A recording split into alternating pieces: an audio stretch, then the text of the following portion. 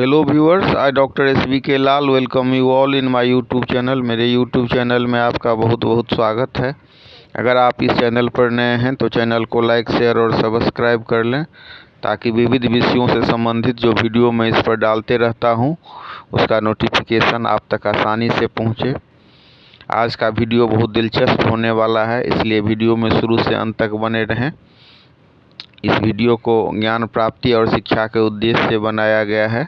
आज हम चर्चा कर रहे हैं भारतीय स्टेट बैंक यानी कि स्टेट बैंक ऑफ इंडिया के विकास की कहानी। अंग्रेज़ों के द्वारा ये बैंक शुरू किया गया था। शुरू में जो ये बैंक था, bank of Bombay, bank of Madras और बैंक ऑफ बंगाल के रूप में था। बाद में विलय होकर के ये भारतीय स्टेट बैंक बना। इससे पहले भी कई चरण से ये गुजरा इसके विकास की कहानी, तो बहुत दिलचस्प होने वाला है इसको जानना। 45 करोड़ कस्टमर्स हैं SBI के। और अगर भारत की बात करें तो भारत में ये 8वीं सबसे बड़ी कंपनी के रूप में है। मार्केट कैप की बात करें तो ये 8वीं सबसे बड़ी कंपनी है। और दुनिया भर में अगर आकलन करें तो दुनिया भर के हिसाब से ये 236वीं सबसे बड़ी कंपनी है। आज हम देख सकते हैं कि भारत में 12 सरकारी और 22 प्राइवेट बैंक मौजूद हैं। उसमें SBI का एक अपना अलग स्थान है। लोगों की विश्वसनीयता के मामले में या कस्टमर्स के मामले में या बैंक में जो डिपॉजिट उपलब्ध है उसके मामले में आज 45 करोड़ लोग हैं जो SBI के कस्टमर हैं। और इसमें जो है 40 लाख करोड़ रुपया खाताधारकों का डिपॉजिट है। आज हम जिसको SBI के नाम से जानते हैं वो कभी bank of Bombay, bank of Madras और बैंक ऑफ बंगाल था, या बैंक ऑफ बंगाल कह लीजिए या बैंक ऑफ कलकत्ता था। ईस्ट इंडिया कंपनी के द्वारा 1840 ईस्वी में बैंक ऑफ बॉम्बे की स्थापना हुई और 1843 ईस्वी में बैंक ऑफ मद्रास की, तथा 1844 में बैंक ऑफ बंगाल या बैंक ऑफ कलकत्ता कह लीजिए उसकी स्थापना हुई। 1921 ईस्वी में ईस्ट इंडिया कंपनी के तीनों प्रेसिडेंसी बैंकों का विलय हुआ और नाम पड़ा इंपीरियल बैंक ऑफ इंडिया। 1943 में JRD Tata board of director में शामिल थे। 1955 में SBI पब्लिक सेक्टर बैंक बना। तो बहुत दिलचस्प है इसको जानना। बैंक का लोगो ही आम आदमी के छवि को दिखाता है। दरअसल SBI के नीले रंग का जो लोगो के बीच में जो सफ़ेद कट बना है वो आम आदमी का प्रतीक है। 1971 में national institute of design Ahmedabad ने बनाया था। आज SBI भारतीयता का प्रतीक है, लेकिन इसकी स्थापना कभी अंग्रेज़ों ने की थी। तो आधिकारिक तौर पर SBI 1955 में स्थापित हुआ, लेकिन इसकी नींव 1806 ईस्वी में रख दी गई। 2 जून 1806 को ईस्ट इंडिया कंपनी, यूरोपीय व्यवसायी और 27 भारतीयों ने मिलकर बैंक ऑफ कलकत्ता की शुरुआत की थी।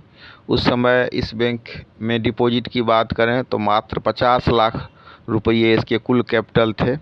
बाद में इसका नाम बैंक ऑफ बंगाल रखा गया। बैंक चलने के बाद ज़्यादातर जो डायरेक्टर्स लोग थे वो अंग्रेज ही थे। महाराजा सुखमय राय चौधरी बैंक के अकेले भारतीय निदेशक थे।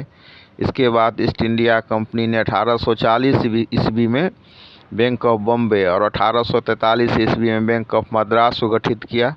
बिजनेस स्टैंडर्ड की रिपोर्ट को माने तो बैंक ऑफ बंगाल ने 1884 ईस्वी में अपना पहला सेविंग डिपॉजिट लिया था और 4% सालाना रिटर्न दिया था। अब हम यहाँ पर भी JRD टाटा के देशभक्ति की बात करें कि कैसे वो भारतीयता के और मतलब जो स्वदेशी जो लोगों की भागीदारी है और भारतीय के मान स्वाभिमान से कैसे जुड़े हुए हैं, इसके बारे में हम जानते हैं कि कैसे जब भारतीयों को इसमें शामिल नहीं किया जाता था, सारे जो उच्च पदाधिकारी लोग थे यूरोप से आते थे। 50% भर्ती भी यूनाइटेड किंगडम और यूरोप से की जाती थी। और इसके अलावा भारतीयों को बैंक के सभी उच्च पदों से बाहर रखा जाता था। टाटा इस नीति के खिलाफ थे और इसे भारतीयों का अपमान मानते थे। तो JRD टाटा ने बैंक के मैनेजिंग गवर्नर सर विलियम लेमंड से कर्मचारियों के भारतीयकरण करने को कहा। उनसे निवेदन किया कि अब भारतीयकरण करें इस बैंक का, भारतीय की भी भागीदारी हो। लेकिन जब वो अंग्रेज लोग इससे सहमत नहीं हुए तो उन्होंने इम्पीरियल बैंक ऑफ इंडिया के बोर्ड से इस्तीफ़ा दे दिया।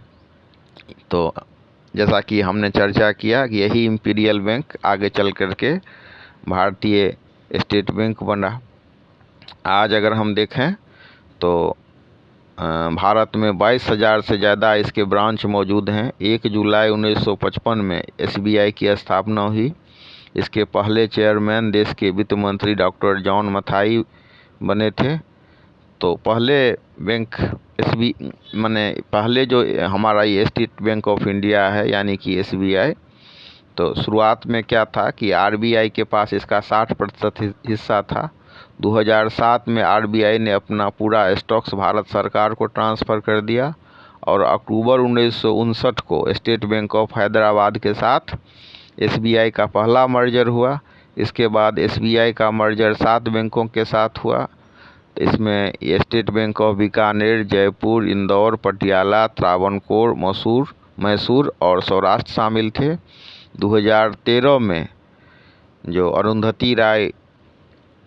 अरुंधति भट्टाचार्य के रूप में इसको पहला महिला चेयरमैन मिला, यानी कि अरुंधति भट्टाचार्य जो है स्टेट बैंक ऑफ इंडिया की पहली महिला चेयरमैन थी। 2020 से दिनेश कुमार खारा बैंक का नेतृत्व कर रहे हैं। आज SBI का 22,000 से ज़्यादा ब्रांच मौजूद है और 31 देशों में इसका ब्रांच है। विदेश में भी ये बैंक स्थापित है और बहुत प्रतिष्ठा के साथ स्थापित है।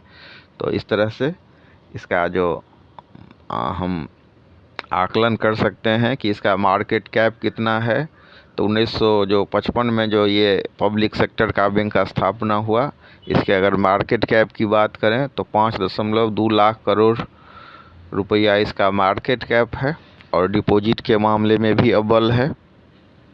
और भी आज हम गांव में जाएं या मतलब शहर में जाएं, हर एक जो गांव कस्बा होता है वहाँ होता है कि नहीं यहाँ SBI का एक ब्रांच खुल जाता, तो लोगों का इसके प्रति भी बड़ा ये है। लेकिन वर्तमान में एक चीज़ व्यथित करता है कि सरकार की नीति कम ब्रांच खोलने की है। इससे थोड़ा सा ये है, कई आदमी ने हमको कहा कि हमारे गांव में एक कैसे बैंक खुले इसकी जानकारी चाहिए थी।